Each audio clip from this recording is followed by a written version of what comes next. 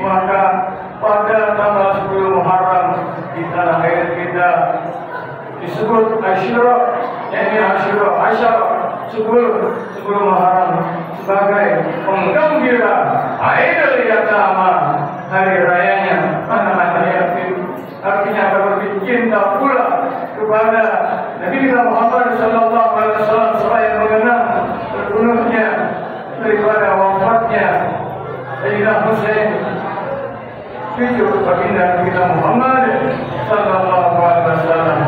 Rasul pun kita harus mengingatnya saat hidupnya saja dalam sebuah sabdanya, "Anak Abdul Yatama, aku bapak daripada anak-anak yatim." Momentum yang sangat tepat, terlebih di dalam Al-Quranul Karim sebagai mukadimah yang seperti bawakan tadi, "A'udzubillahi minasyaitonir rajim. Ara'aital ladzi yukadzibu bid-din." Tahukah engkau siapa mereka yang mendustakan agama? Fadzalika alladzi yad'ul yatim, yakni mereka yang tidak mau menyerahkan, menafkahi, memberikan santunan kepada anak-anak yatim, wala yaqutu ala ta'amil miskin, dan tidak mau memberi kepada mereka yang fakir lagi miskin. Dilanjutkan, "Ainul lil musallin." Silakan orang-orang yang salat, alladzina hum an salatihim sahun, mereka yang lalai dalam salatnya. Ma'asyiral muslimin, hafizakumullah. Agama Islam mengajarkan bukan hanya untuk membentuk pribadi-pribadi secara kesalehan pribadi, tapi membentuk untuk kesalehan sosial. Untuk itu maka penting saya ingin membawakan sebuah kisah bagaimana Rasulullah dan kita Muhammad sallallahu alaihi wasallam betapa cintanya pada anak yatim dan piatu. Saat selesai khutbah daripada pelaksanaan hari raya Idul Fitri, maka dilihat kala itu ada banyak anak-anak yang sedang menangis. Kemudian Rasulullah Nabi Muhammad sallallahu alaihi wasallam menghampirinya. Nah, kenapa di hari raya mereka berusia muda, kawan-kawanmu, teman-temanmu lihat mereka bahagia, mereka gembira. Kenapa kamu bersedih, nak? Kenapa kamu menangis, nak? Anak-anak tersebut menyapa Rasulullah, tidak tahu yang menyapa adalah Al-Mustafa kita Muhammad sallallahu alaihi wasallam. Wahai Tuhan, bagaimana tidak menangis? Mereka di hari raya memiliki ayah, ibu. Aku sudah tiada. Wahai Tuhan, bagaimana aku tidak menangis? Mereka menggunakan pakaian yang bagus. Sementara aku seperti ini.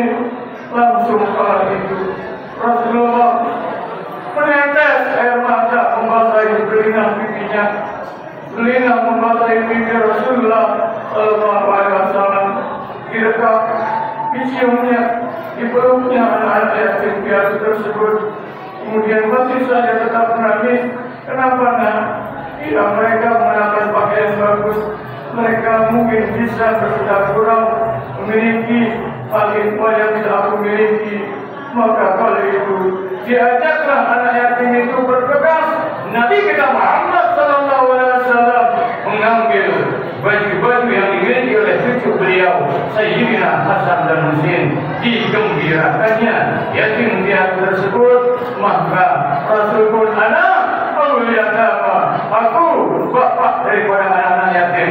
Bahkan dalam sabdanya Rasulullah terhadap anak yatim, kami katain laksana jari jemari yang satu dengan yang lainnya saling berdekatan. Ma'asyiral muslimin, hafizakumullah. Pun setelah Syawal, Zulkaidah, Zulhijjah, ada hari raya haji, ada hari raya kurban.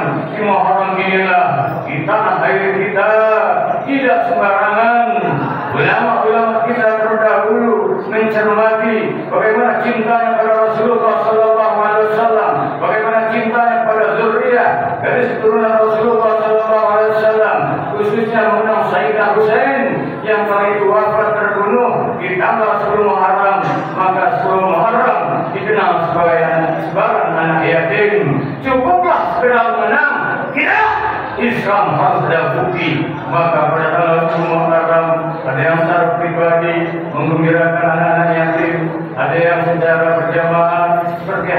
insya Allah besok di Masjid Nurul Huda ini diselenggarakan bersama-sama menyantuni anak yatim dengannya insya Allah kita tidak tergolong orang-orang yang mendustakan agama. Apalah artinya kita tidur nyenyak, apalah artinya perut kita kenyang sementara banyak tetangga kiri kanan depan belakang. Terlebih mereka yang yatim yang duafa perlu diperhatikan, dijadikanlah momentum sebelum Muharram sebagai Aidul Yatama, lebaran anak yatim.